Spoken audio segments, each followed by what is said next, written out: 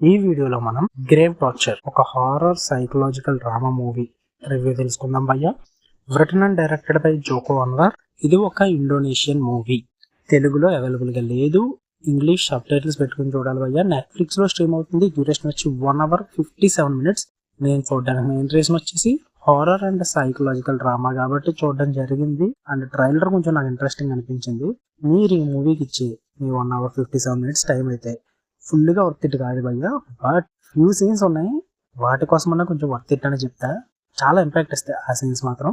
So వాటికైతే మీ time worth it భయ్య. Deep గా మాట్లాడు. స్టోరీ ప్లాట్ వచ్చేసి స్టోరీ లైన్ చాలా డీప్ స్టోరీ లైన్. అయితే నేను బేసిక్ స్టోరీ లైన్ చెప్తున్నా.